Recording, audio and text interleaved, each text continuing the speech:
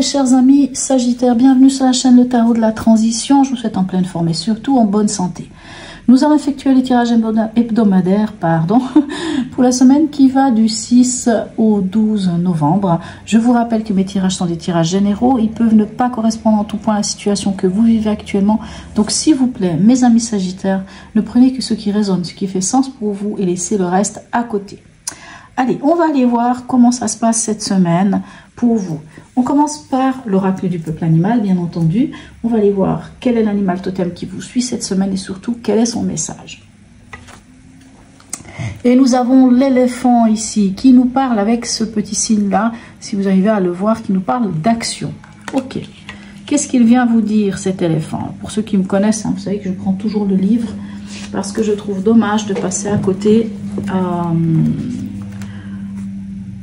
de... Voilà, prenez de tous les messages. Je vous lis la petite phrase.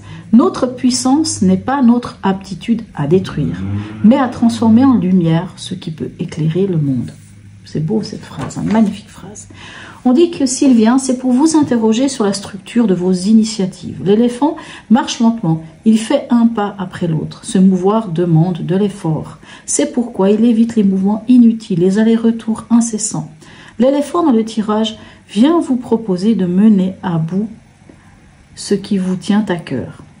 L'être qui est accompagné par l'éléphant est souvent un homme ou une femme de pouvoir. Il vous accompagnera à mener à bien les projets humanitaires, politiques ou sociaux, à relever les défis d'envergure. Il vous parle aussi de prendre sa place, de prendre votre place sur la terre. Quel beau message, hein? Magnifique. Allez, on va aller voir. Alors oui, pour ceux qui n'ont pas suivi la semaine passée, ou peut-être qui ne m'ont pas regardé la semaine passée, une petite différence.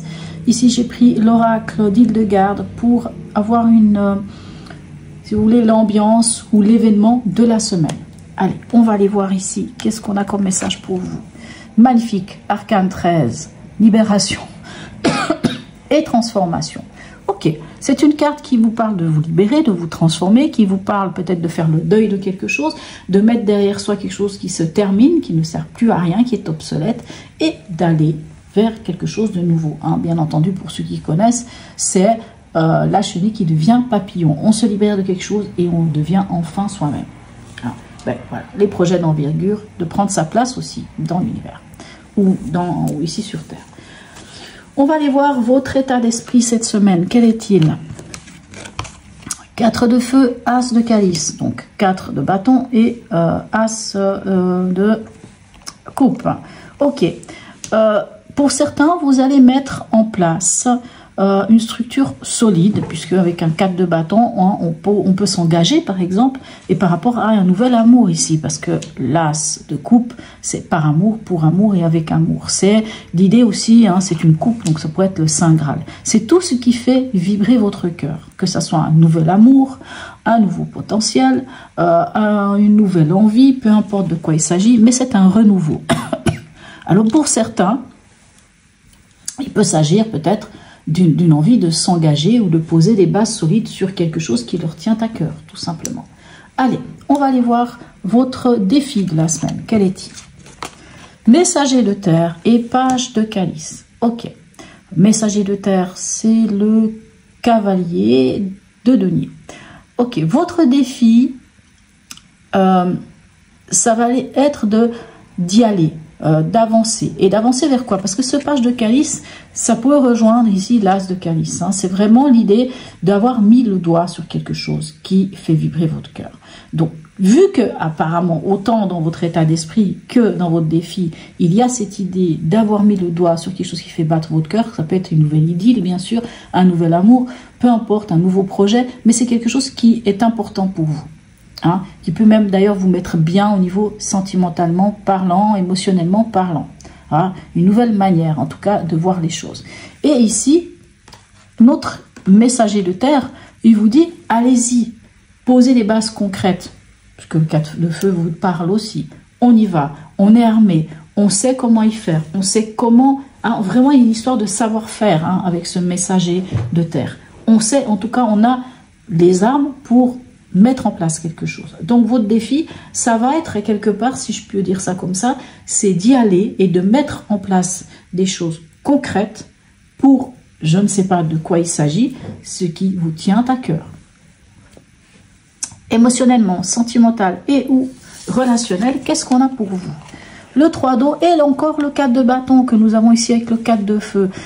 Alors pour certains, il y a quand même une belle histoire d'amour et il y a quand même l'idée de concrétiser quelque chose ici avec ce 4 de bâton, de poser des bases solides de quelque chose. Alors si c'est voilà, si c'est une nouvelle idylle ou si c'est une idylle tout court, peut-être que certains d'entre vous ont l'idée de s'engager ici, hein, puisque le 4 de bâton nous parle vraiment de poser les bases, de poser des bases solides, c'est-à-dire de démarrer quelque chose de solide. Et ce 3 d'eau, le 3 de coupe nous parle de légèreté, de bonheur, de partager, d'être heureux, de passer des moments agréables. Ok, alors, émotionnellement parlant, si par exemple c'est quelqu'un qui n'a pas une personne dans sa vie, mais qui est juste seul, et puis peut-être se sent bien seul, ici on parle quand même avec ce 3 de coupe ou ce 3 d'eau, que vous allez sortir, que vous allez profiter, que vous allez rencontrer des gens, que vous allez passer des moments agréables avec des gens que vous aimez. Et c'est peut-être ça que vous avez envie de faire. C'est juste d'être vous, hein, mes amis sagittaires, vous aimez bien le contact humain, vous aimez bien sortir, vous aimez bien rencontrer des gens, vous êtes, c'est quand même l'aventurier de tous les signes. Quand je dis aventurier, c'est pas dans un sens négatif, hein, c'est la personne qui aime aller à la rencontre, qui aime voyager, qui aime, hein, c'est pas l'aventurier dans le sens qui passe d'une personne à l'autre. Je parle pas de ce genre d'aventurier là, je parle de celui qui aime la nouveauté, qui aime découvrir, qui aime faire des rencontres. Il n'y a aucune, voilà, c'est pas dans un sens je ne sais pas quel terme j'allais employer, mais c'est pas dans le sens le Sagittaire il est léger ou je ne sais quoi, c'est pas ça, c'est vraiment l'idée de hein, c'est connu que le Sagittaire aime bien quand même. Alors, si on veut qu'une fête soit réussie d'ailleurs, hein, ici avec le 3 d'eau, il faut inviter un Sagittaire parce que les Sagittaires pour ça ils savent mettre l'ambiance, c'est des gens qui sont très joviales, donc voilà. Et peut-être que vous avez envie de poser des nouvelles bases dans votre vie, et ces nouvelles bases c'est de profiter de votre vie, de profiter de vos amis, de sortir, de vous faire du bien. Au niveau pragmatique, qu'est-ce qu'on a pour vous? L'empereur et le 3 de pentacle. Et bien dites-moi, vous avez des cartes incroyables, hein. Encore une énergie du 3. Le 3, c'est vraiment l'énergie de création, de créativité, hein, de fertilité. Hein. 3 d'eau, c'est créer des contacts, être avec des gens. Voilà. Et le 3 de pentacle, ici, c'est vraiment construire son avenir. Construire son avenir, on a l'empereur. L'empereur, c'est une énergie du 4. 4 de bâton, on pose des bases. L'empereur, c'est ça. C'est vraiment, on pose des bases, on est méthodique, on est rigoureux. Si c'est vous l'empereur, ben, vous pouvez être un chef d'entreprise. Hein. L'empereur représente quand même le signe des béliers, donc un signe de feu. Voilà. Et moi, j'ai envie de dire que oui, soit vous rencontrez des bonnes personnes ici avec ce 3 de pentacle, et ça vous permet de poser quelque part, peut-être certains vont prendre même du galon hein, dans leur entreprise, vont prendre une posture un peu plus élevée.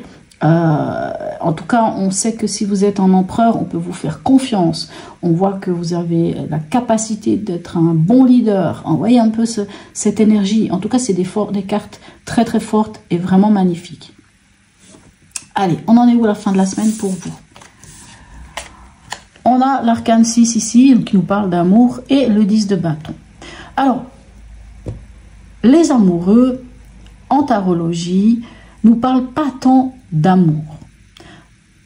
Ça peut nous parler d'amour, mais si ça nous parle d'amour, c'est de faire le choix, et c'est de faire le choix du cœur. Mais je pense que ce choix du cœur, vous l'avez déjà fait ici, que ça soit avec l'as de calice ou le page de calice, vous l'avez fait, ce choix du cœur. Le choix du cœur étant fait, ça vous permet de peut-être lâcher quelque chose qui n'était plus viable, tout simplement. Peut-être pour ça qu'on a ici la libération et la transformation qui vous dit clairement que oui, vous vous libérez. Oui, vous vous libérez ici, on le voit clairement avec le 10 de bâton.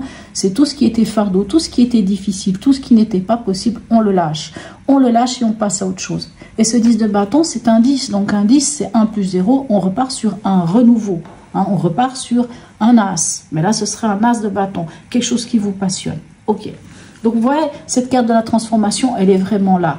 Et l'éléphant vous dit peut-être d'avancer pas à pas. Et j'ai envie de le dire, oui, puisqu'on a quand même avec le messager de terre, l'idée d'y aller d'une manière très ancrée. Hein. Si par exemple on avait un messager ici de feu, je vous dirais, bon, attention de ne pas y aller trop vite, de ne pas brûler les étapes, de ne pas, voilà, de pas faire passer les choses je ne sais comment, et puis qu'au final, ça se passe pas forcément bien. Allez, dernier message ici. Alors ici, cette semaine, j'ai décidé, alors ça m'arrive dans certains de mes tirages personnels, d'utiliser les runes. Mais bon, voilà. Donc là, j'ai pas décidé d'utiliser les runes, mais d'utiliser les cartes ici, que je trouve très belles. Hein, ici, l'oracle des runes et légendes du Nord. Donc, grâce à cette petite carte rune, on va dire, on va encore avoir un autre message pour vous. Alors, quel est-il? On va aller voir. Ici, alors on a ici, c'est soit Pero, Perto, ou des fois pour certains c'est Pera, donc ça va dépendre. Alors, qu'est-ce qu'elle vient nous dire, cette rune ici? Cette rune ici nous parle de votre destinée à quelque part, hein, de faire face, si vous voulez, de faire face à votre destinée. C'est ce que cette carte vient vous dire. Elle vous parle, comment vous dire ça? Elle peut vous parler de votre destinée, elle peut vous parler...